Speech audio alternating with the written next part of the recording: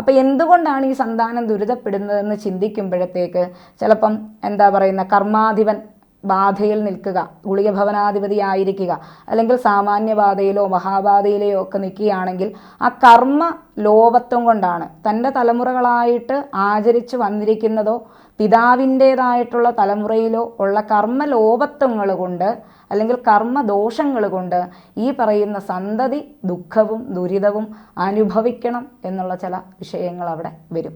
ഇനി അതിന് 9ാം ഭാവവുമായിട്ടാണ് ബന്ധമുണ്ടെങ്കിലോ, 9ാം ഭാവവുമായിട്ടാണ് അതിന് ബന്ധമുള്ളതെങ്കിൽ ഈ പറയുന്ന ബാധയിലോ ഈ പറയുന്ന 6, 8, 12 ഭാവങ്ങളിലോ 9ാം ഭാവാധിപതിയായിട്ട് ഈ ലഗ്നത്തിനോ ചന്ദ്രലഗ്നത്തിനോ സന്താനകാരകപതിയായിട്ടുള്ള വ്യാഴത്തിനോ ബന്ധമുണ്ടെങ്കിൽ ആ കുടുംബത്തിൻ്റെ പൂർവ്വസ്ഥാനത്തിങ്കൽ ഉപാസിച്ചു കൊണ്ടിരിക്കുന്ന ദേവതയുടെ കോപവിഷയങ്ങൾ കൊണ്ടാണെന്ന് നമുക്ക് പറയാം. ഇതൊക്കെ എന്താ പറയുന്നത്, പ്രഡിക്ഷനാണ് കേട്ടോ. അതെങ്ങനെ ശരിയാണെന്നുള്ളത് ആ വ്യക്തിയെ ആശ്രയിച്ചാണ് ഇരിക്കുന്നത്. ഇപ്പം ഞാനിവിടെ ഇരുന്ന് പറയുന്നു, നമുക്ക് അനലൈസ് ചെയ്യാൻ പറ്റില്ല.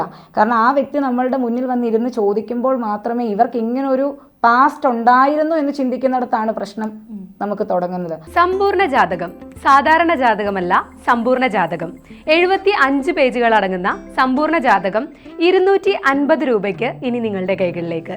അതിനായി നിങ്ങൾ ചെയ്യേണ്ടത് ഇത്രമാത്രം: താഴെ കാണുന്ന നമ്പറിൽ ബന്ധപ്പെടുക.